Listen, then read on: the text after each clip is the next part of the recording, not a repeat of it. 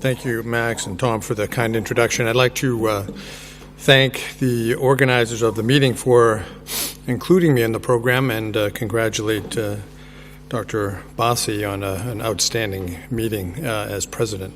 So for the next 35 or so minutes, I will talk about various aspects of managing Hilar or Perihilar Cholangiocarcinoma. I hope to leave plenty of time for questions. Cancers of the biliary tree really are a diverse group of tumors. They present with a wide spectrum of clinical illness, from intrahepatic masses that can reach sizable proportions to tumors that involve the extrahepatic biliary tree and the gallbladder. And the spectrum of disease really varies. So the entire biliary tree is potentially at risk for malignant change, which begs the question as to what dictates these changes at different locations. Certainly there are many site-specific risk factors that are well known, for example, porcelain gallbladder, intrahepatic stone disease, congenital cysts, etc. But most patients that we see in the West, and most also, I think, from Eastern countries, are sporadic and have no obvious risk factors, which actually begs another question as to whether there's molecular basis for these anatomic differences and why someone gets an intrahepatic cholangiocarcinoma whereas someone else gets a hilar cholangiocarcinoma. And whether there is a molecular basis for these anatomic differences or sites of origin differences is still somewhat unclear, although I think is starting to crystallize with more research in this area. Prior studies have suggested that there are similar pathogenetic pathways based on common initial pathways that ultimately led to cancer. But I think more recent work has shown that there are differences in mutational activation of oncogenes, proto-oncogenes, etc., based on site of origin. This is a study that looked at cancers arising from the gallbladder, intrahepatic biliary tree, and the extrahepatic tree. And what it showed was that while all three of these tumor types do have overlapping patterns of over and under expression of genes that they all share, but there are even larger numbers of genes that are uniquely expressed by each subtype, which seems to suggest that there are quite substantial differences in how these cancers arise and ultimately progress.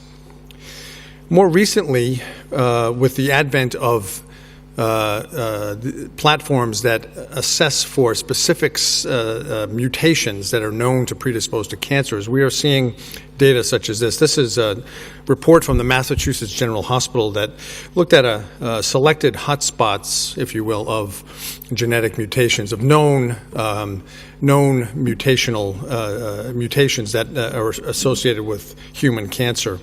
And one of the findings that came out of this study was that cholangiocarcinoma seems much more likely to be associated with mutations of isocitrate dehydrogenase, and that seemed to distinguish them from gallbladder cancers, which had none of these mutations in this study.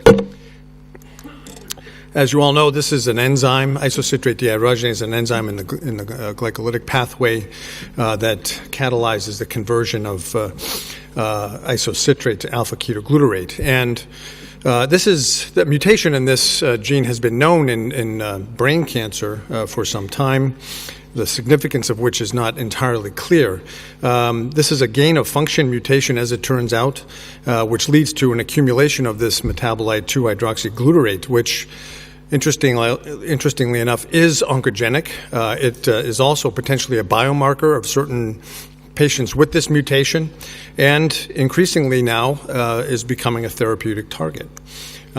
This recent study, which also included some of the authors from the original Massachusetts General study, showed that in patients who have the mutation versus those that don't, in cholangiocarcinoma, that circulating hydroxyglutarate levels are significantly elevated in those who have the mutation versus those that don't, and there's a direct correlation with disease burden. So we're gaining some more insights into how this disease arises and progresses. Much of this work, of course, has been done in intrahepatic cholangiocarcinoma, less so with the extrahepatic type, although that certainly is coming. And more, we're starting to see data such as this. This is a recent study that used next-generation sequencing to analyze for an even greater number of known mutations or genetic hotspots, if you will. 28 patients looking at nearly 200 known cancer-related genetic abnormalities. And the authors reported 20 cases, or almost three-quarters of patients having actionable mutations or mutations that are potentially the targets of therapeutic intervention, including ARID1, isocitrate dehydrogenase, as I mentioned, and P53. And this kind of work is clearly important for many, many reasons, but especially when we consider the current state of chemotherapy treatment for these patients, because it's clear that most of the patients we see are not candidates for surgical treatment, but rather can only be treated with systemic therapy.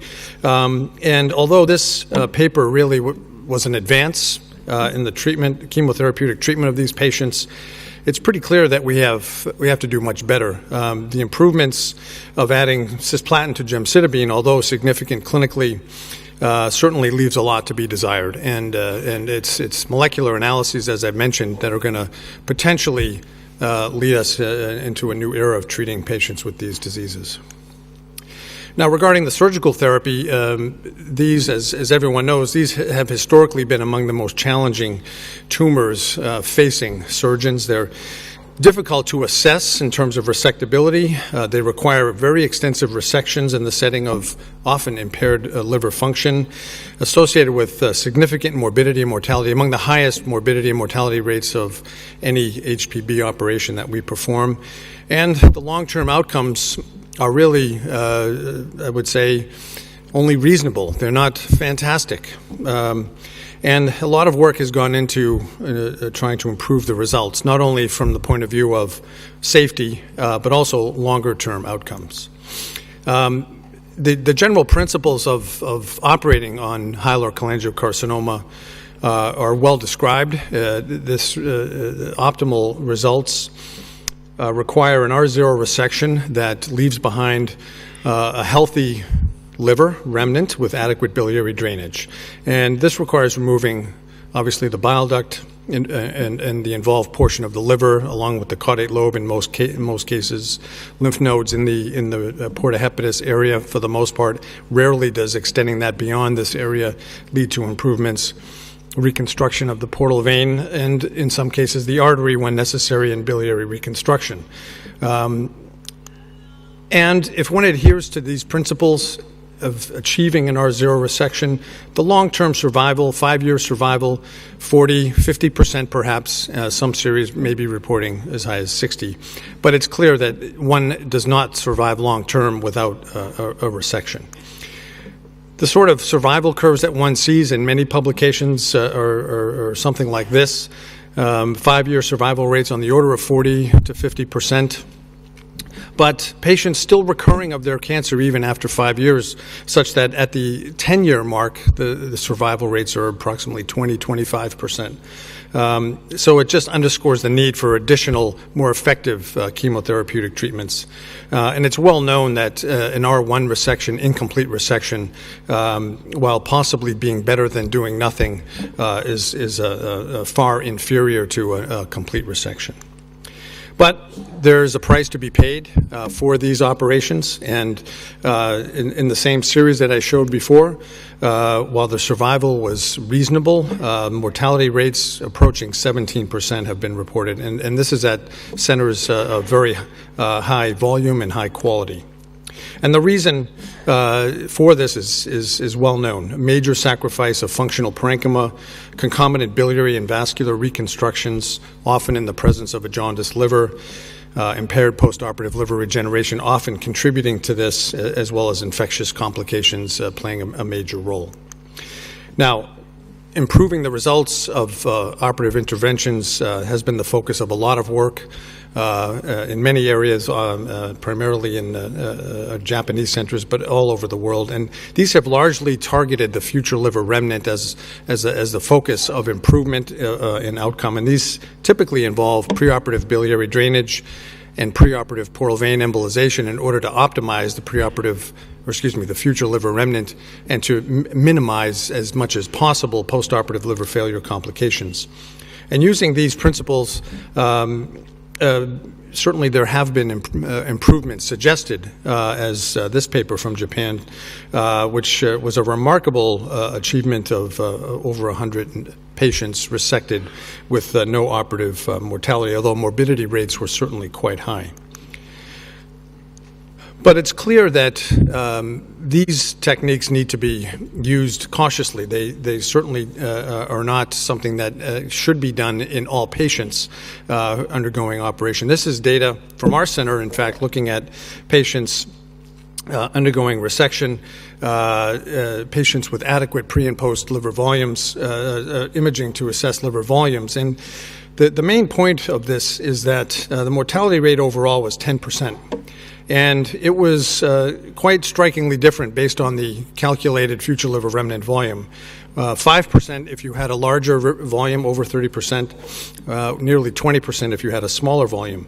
And the impact of draining the future liver remnant really was very strikingly associated with size. If you had a future liver remnant that was of adequate size and was drained, you actually had a mortality rate that was higher than if it wasn't drained, seemingly to suggest that the infective complications related to stents may outweigh the advantage of decompressing that portion of the liver. By contrast, if you have a small liver remnant and you weren't drained, your operative mortality rates were very high compared to those that were drained. And more recently, a multi-center study from Europe seemed to confirm this, where the authors in 366 patients looked at preoperative biliary drainage in 180 patients. Overall operative mortality was 10%, about what is reported in many centers. Much higher for right hepatectomy than for left hepatectomy, probably because of the increased volume of liver parenchyma that is sacrificed. And they found that the preoperative biliary decompression only decreased mortality after a right hepatectomy, again, because of probably the greater sacrifice of liver parenchyma, whereas drainage seemed to increase the mortality after left hepatectomy, likely because of the smaller volume resected and related to the increased infective complications. So it's not a panacea to drain the future liver remnant. Other techniques, such as ALPS, to possibly improve outcomes are described. We had a session on ALPS this morning, and this is certainly an exciting technique in many ways, but I think the jury is still out, particularly for Hilar Cholangiocarcinoma, in terms of how safe and effective it is. Liver transplantation has been looked at as a way around many of the problems associated with resection. The advantages of transplant, of course, are that the constraints that limit resection are in some ways less critical. These include potentially the biliary extent of the tumor, atrophy of part of the liver, underlying liver parenchymal disease. Certainly R0 resection should be easier to achieve with a transplantation compared to a resection. But there are certainly lots of limitations, including the presence of lymph node disease, which in our experience is almost half of the patients, as well as graft availability. The Mayo Clinic, of course, has been the leading institution in this area. They have set the standard for how this treatment is done. Their eligibility criteria, which have evolved over the years, typically requires patients to have unresectable disease with positive cytology or a malignant appearing stricture with an elevated CA19-9. Patients, by definition, have to be early stage in order to qualify for this, or have PSC with potentially resectable tumor and candidate for liver transplantation. They must exclude patients with metastatic nodal disease, so by definition, these patients can't have known nodal disease ahead of time. and they've also further limited their population by excluding patients who previously had had an attempt at resection or previously treated with radiation or chemotherapy, as their protocol certainly is very heavy in both of those modalities. The group recently published their results of over 200 patients, 128 of whom had PSC, whereas 87 were de novo or sporadic cholangiocarcinomas. Interesting to note that in this group, only about half of the patients submitted to transplantation had a preoperative diagnosis of cancer before going forward. And half of that group that didn't have a diagnosis were confirmed later. So a significant proportion had no ultimate diagnosis of cancer. Patients who had PSC certainly had a better survival compared to the de novo group, and a preoperative diagnosis of cancer certainly reduced long-term survival. In patients with de novo cancer and a confirmed diagnosis, their 5-year survival rate from the start of treatment was only 39%, and 66% from the time of transplantation. So these numbers seem to start looking like more like patients who are undergoing resection rather than transplantation. And in fact, if one looks at this recent study from Japan, remarkable series of 320 patients resected in Nagoya over about a 10-year period. The ultimate aim of this study was to look at the influence of nodal disease on survival, but what they found was patients with earlier stage tumors, lymph node negative, had 5-year survival rates that look very similar to patients who are getting liver transplantation. So when patients of similar stage disease are compared, the differences between transplantation and resection seem to get smaller.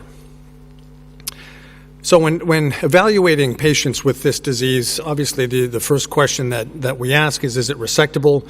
And this requires technical considerations, the criteria of which are generally well-defined, although not easy to determine or assess, as irresectability rates remain high at almost 50%. The question of should it be resected, which requires more of a consideration of the biologic considerations, these criteria are largely unknown, although, and if they are known, are largely ignored, although as more information accumulates from molecular studies, I think these will become more and more important. The definition of what constitutes irresectability is a bit of a moving target. This has to do with a number of things: surgeon variability, facility of performing extended resections and vascular reconstructions, and also the ability to modify the future liver remnant in a positive way. Preoperative portal vein embolization, maybe ALPS will evolve into an important technique here in the future if the safety issues can be adequately addressed. Role of transplantation, that certainly has changed things for many patients. In evaluating patients, one has to ask also what studies should we get? There are a number of options. Staging laparoscopy, PET, in addition to the standard studies of CT, duplex ultrasonography, MRI. And then assessment of the future liver remnant. There's certainly the quantitative aspect of this. Do we have enough liver for postoperative regeneration? And what about the qualitative aspect of that future liver remnant? Even though it's seemingly large enough, is it working well enough to regenerate postoperatively? Preoperative imaging must assess a number of things: the extent of the biliary involvement, invasion of the tumor into the hilar structures, the adjacent vascular structures, the liver, portal vein involvement, arterial involvement, lobar atrophy. These are all important considerations that go into making the decision about resectability. So which studies should we get? Which ones are the best? Which inform us the most? This study, actually senior authored by Dr. Van Gulik and his group from Amsterdam, attempted to get at this in a systematic review of the literature, looking at all of the different imaging modalities that have been published and their ability to identify variables associated with resectability. There was surgical and or pathologic confirmation in these patients, and a minimum of 10 patients per study. And what they sought to do was to look at the accuracy, sensitivity, and specificity of the different modalities in order to better inform which might be best. They started with 766 articles, ultimately coming down to only 16 that were actually good enough to look at, and this included almost 500 patients. And the results summarized here basically showed that most of these studies rely on CT. It's very difficult to compare to other studies because many of the other studies either have poor quality MRI or other imaging modalities or just don't do it. While CT scan has reasonable accuracy, sensitivity, and specificity, good quality data using other imaging modalities are really not available. So comparative studies among modalities wasn't really possible. But what about the features on imaging that are most likely to predict irresectability? This is another study from the same group looking at many of the parameters that are important in determining resectability, including portal vein involvement, hepatic artery involvement, lymphadenopathy or cancer-bearing lymph nodes, bilateral biliary involvement, lobar atrophy, etc. 154 patients, 64% of whom were resected, and they looked at the predictive value of the various imaging parameters for irresectability, yield of laparoscopy, presence of metastatic disease. And what they found was that irresectability was, in fact, predicted by a number of different parameters: portal vein, hepatic artery involvement, suspected nodal involvement, and extent of biliary involvement. And biliary extent also predicted the yield of laparoscopy as well as the presence of metastatic disease. So these are findings that can help potentially inform the surgeon of perhaps the need to do additional studies in patients at relatively higher risk. Over the years, a number of authors have attempted to preoperatively stage patients in order to get a better sense of the likelihood of finding irresectable disease. It's an important goal, risk stratification based on preoperative data, which will help stratify patients in terms of their resectability and possibly long-term outcome. It may result in identifying patients who should undergo more intensive preoperative investigation or possibly neoadjuvant chemotherapy. The most commonly used, of course, is the bismuth-Corlett system, which looks solely at the extent of biliary involvement and the level of the biliary tree involved. Certainly does not account for many of the other critical variables that go into dictating resectability. The AJCC system, certainly very commonly used, but this is really based on histopathologic assessment of surgical specimens and is of limited preoperative utility.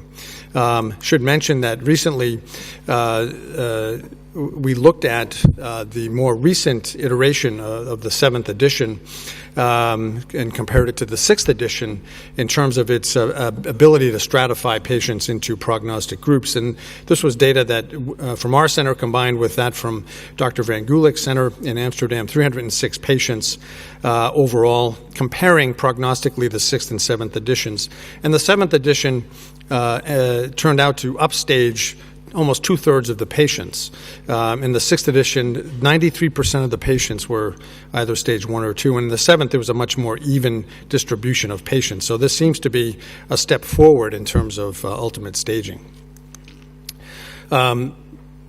Not long ago, a group of authors from multiple centers proposed a staging system based on 9 clinical variables, including the variables that are important in predicting resectability, but also adding into that the AJCC system and other variables. So a total of 9 clinical variables in total related to the tumor, but also the patient and the future liver remnant. A very complex, comprehensive system, which is unfortunately a bit difficult and unwieldy, but certainly comprehensive.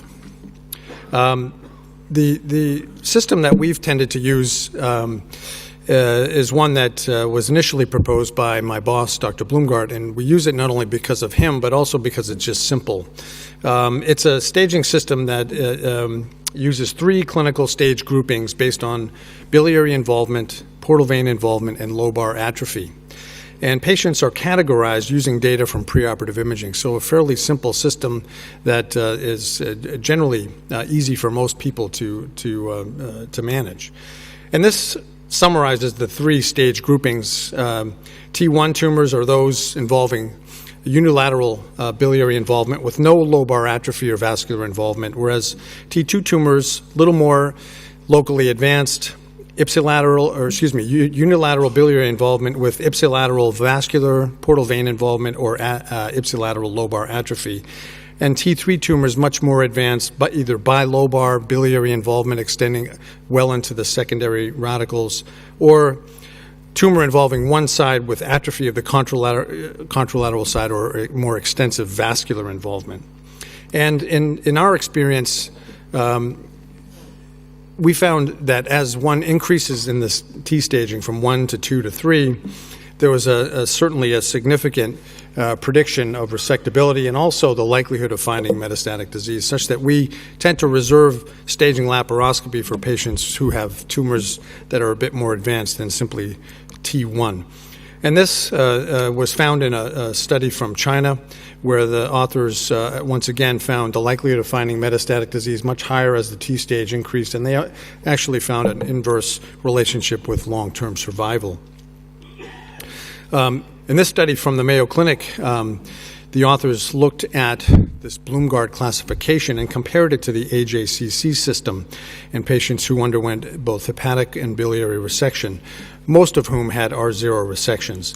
And what the authors found was that while the AJC system had some value, it really was the Blumgart staging that seemed to be important ultimately in predicting long-term survival based on extent of disease. Just a few words about papillary tumors. Papillary tumors are well known to involve the extrahepatic biliary tree primarily, occasionally the intrahepatic biliary system. These tumors are distinguished from their more common nodular sclerosing variant by having a predominant intraluminal growth pattern and also a very distinctive appearance on cholangiography. Many authors have reported improved survival associated with biliary tract, papillary tumors, although this seems to depend on the percent of invasive component. As you can see here, patients who had papillary tumors with less than 10% invasive component did much better than those who had more involvement or more extensive involvement.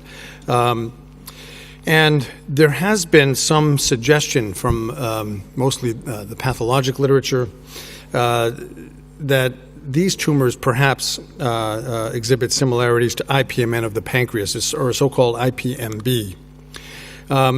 This is a study that we conducted some time ago looking at this issue, and of the 343 patients or bile duct tumors resected, we found that about 10%, a little over, had an intraductal component. The majority of these being in the hilar region, a third or so in the distal bile duct, very few in the intrahepatic biliary tree. And 31 of these tumors had papillary morphology, with the breakdown shown here: pancreatobiliary, oncocytic, gastric, and intestinal subtypes. Invasive component was found in 3/4 of these, a large proportion with a fairly small invasive component. Actually 10 of these tumors had no invasive component whatsoever, but really had high-grade dysplasia. And we used immunostaining to assess these tumors for a variety of markers, including mucinous proteins and CEA, et cetera. And what we found was that the majority of these tumors expressed MUC1 and CEA, and these were associated with a high proportion of invasive component. And ultimately, the predictors of poor outcome, it turned out to be MUC1 expression and an invasive component of more than 10%. And the results seem to suggest that this IPNB really is a variant of biliary tract cancer compared to the more traditional nodular sclerosing variety. In our In our report, it was about 10% of all tumors that we analyzed, although this varies in the literature. And it really did share some features with IPMN of the pancreas, and it was associated with a better outcome, and suggesting that this may be an alternative carcinogenetic pathway. So I'm going to summarize, and I'd be happy to take questions at the end. For Hilar cholangiocarcinoma, resection certainly remains the most effective treatment. It's possible in the minority of patients, however, and to date, non-operative therapies have really been disappointing and limited in their efficacy.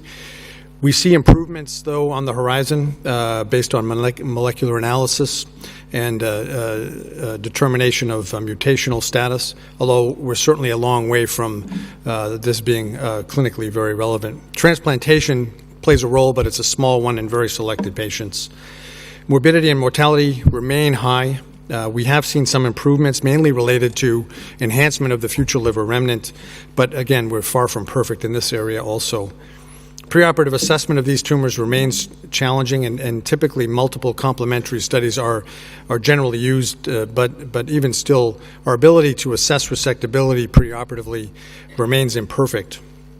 Preoperative staging systems certainly can be helpful for identifying high-risk patients and possibly for identifying patients who perhaps might be best treated with neoadjuvant therapies when we get better neoadjuvant therapies.